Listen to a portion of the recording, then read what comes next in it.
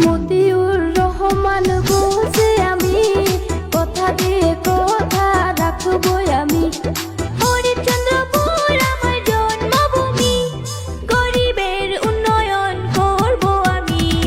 মতিউর রহমান বলছি আমি, কথা দিয়ে কথা রাখবই আমি।